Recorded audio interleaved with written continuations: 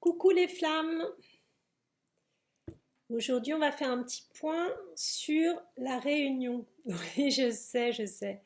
Vous l'attendiez tous, mais c'est une étape qui est l'aboutissement du parcours,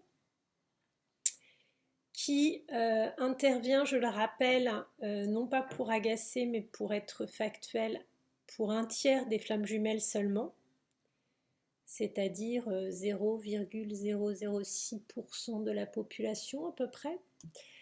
Donc, cette étape de réunion intervient à la septième étape que j'ai expliquée dans une des capsules, les 7 étapes clés du parcours, lorsque les deux ont travaillé, les deux ont surmonté, ont subi la nuit noire de l'âme l'un comme l'autre, que ce soit le premier réveillé qui est porteur de mémoire et le second qui est porteur de cette réunion.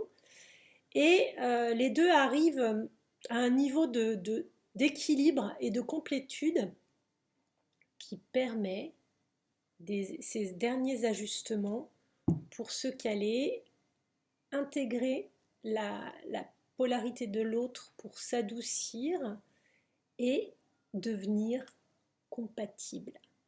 C'est un long parcours, ça peut prendre 6 mois, 1 an entre la pré-réunion et la réunion. Quelle en est la différence? Alors, en fait, lors de la pré-réunion, on s'ajuste après une longue déconnexion.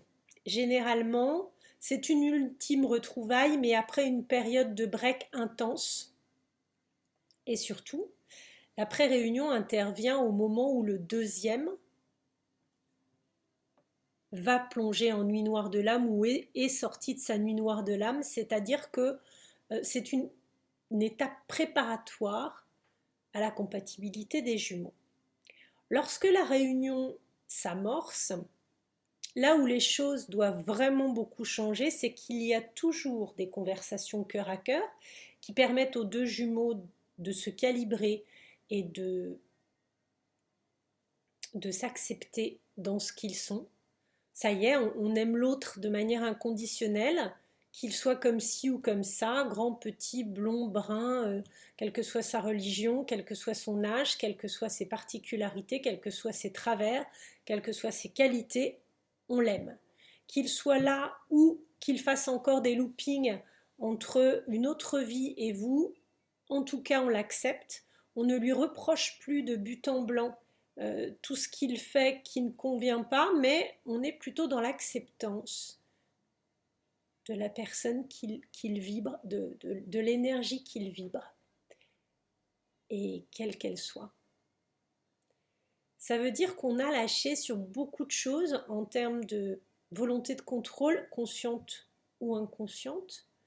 On sait que pour les deux polarités, c'est assez difficile de parvenir à cette étape. Chacun a surmonté des épreuves et des douleurs très fortes. Pour le chaser, ça reste la dépendance affective, la volonté d'être avec quelqu'un, de partager, de protéger, d'aimer et de se faire aimer, mais avec beaucoup de contrôle, beaucoup de volonté d'imposer sa façon de voir les choses, avec des valeurs, des préceptes statiques, figés, une vision erronée de la société où tout est bien, où tout est mauvais, mais il n'y a pas de gris, et une vision très responsable, très adulte, qui se veut protectrice, voire dominatrice, mais surtout avec une possibilité d'enfermer l'autre dans une prison dorée de toutes ses croyances. Donc le chaser, qui est la polarité yang, un homme ou une femme, a plutôt ces caractéristiques, il va les modifier, il va être capable de comprendre que l'autre a sa propre façon de fonctionner et que c'est ok, qu'il est capable de les accepter, de les intégrer. Il est sorti, le chaser, de ces très grandes colères à répétition qu'il mettait hors de lui devant l'injustice, la trahison, la tromperie, le mensonge et éventuellement le fait même de fuir ou de contourner ou de se taire est quelque chose qu'il accepte chez son autre. Pour l'énergie runner, yin, qui peut être un homme ou une femme, il est sorti aussi de son contrôle de mettre à distance et de se protéger, mais ça peut être, si c'est le premier éveillé, il est en attente de son chaser et du coup lui aussi subit un peu la mise à distance et le silence. Auquel cas, il va non seulement accepter que l'autre ait voulu le contrôler, mais il va s'arrondir lui de son côté parce que cette polarité a quand même une personnalité très atypique, même si elle ne dit pas le fond de son cœur de ses sentiments et qu'elle est incapable de clamer son amour haut et fort, elle le dit, mais avec un jargon très particulier. Faut lire entre les lignes, faut être vraiment malin, faut être très subtil pour comprendre les messages d'un runner qui envoie de la musique, qui envoie des images, qui envoie des métaphores, qui va un petit peu contourner les grandes exclamations, les grandes explications. Il va se dire que l'important est de suggérer et non pas de balancer à la figure. On n'en est pas à sortir tout son linge sale devant tout le monde. On reste très en retrait, très modéré, très, très pudique, mais pudique de tout ce qui nous est propre pour le runner. Et il va être capable de l'être un peu moins, de mettre devant l'autre les sentiments qu'il a pour lui, l'attachement qu'il a pour lui, l'importance qu'a cette personne, et indépendamment de ce qu'il lui a montré, il va être capable de lui dire des mots tendres. Il va bien sûr avoir de nombreuses attentions, mais surtout il va être capable de dire, de formuler.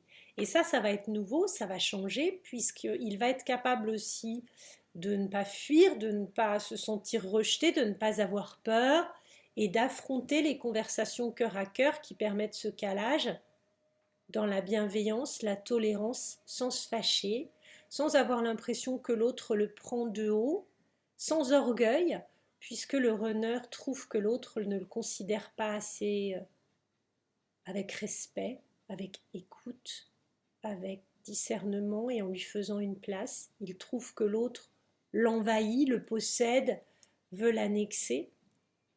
Et en fait, il va se tempérer, lui aussi. Donc cette réunion, elle est possible à ce moment-là. Éventuellement, les deux jumelles vont se voir plusieurs fois pour ajuster encore et s'harmoniser. Ce travail-là de conversation cœur à cœur est extrêmement important. On parle de ce qui s'est passé, de comment on l'a vécu, des pardons s'il en reste, pour sortir de ces dernières peurs ou de ces dernières colères ou de ces dernières failles, protections. On va vraiment s'ouvrir comme une pomme de pin avec la chaleur. Et c'est beau, ça permet de se dire beaucoup de choses, de se dire qu'on n'a finalement jamais été heureux l'un sans l'autre, qu'on sait qu'on n'y arrivera pas sans l'autre, qu'on sait que l'autre est la seule option pérenne, qu'on l'aimera toujours, et de manière inconditionnelle, c'est-à-dire sans aucune condition suspensive. On est capable de lui dire, ça veut dire aussi qu'à cette ultime étape, si l'un des deux est encore avec une énergie tierce, en couple, il va commencer à se dire qu'il sait qu'il va devoir quitter cette personne. Il ne sait pas encore comment, il ou elle, mais il sait que ça va se faire, que ça va se mettre en place parce qu'en fait, il n'y a pas d'autre choix possible et que même s'il sait que ça va être douloureux, long, compliqué selon le type d'engagement dans lequel il est, si c'est une famille avec des enfants, c'est sûr que on ne claque pas des doigts pour pouvoir se trouver disponible. Naturellement, si on l'est disponible, les choses sont beaucoup plus simples. Parfois, à cette étape, l'un des deux seulement s'est rendu disponible l'autre ne l'est pas encore. Si les deux le sont, vous n'êtes probablement pas en réunion, mais plutôt en pré-réunion. Après, pas de règles, il faut que ça résonne pour vous.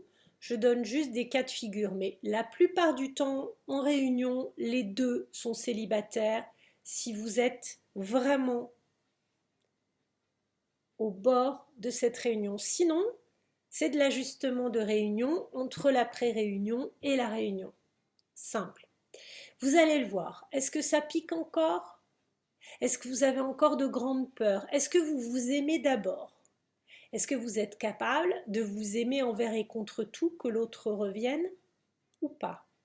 Est-ce que vous avez trouvé la façon d'évoluer dans la vie, le type de travail qui vous convient, qui vous comble, qui vous remplit, là où vous vous sentez à votre place? Et est-ce que vous avez reconnu la bonne épaule contre laquelle vous êtes si bien, qui est celle de votre flamme jumelle?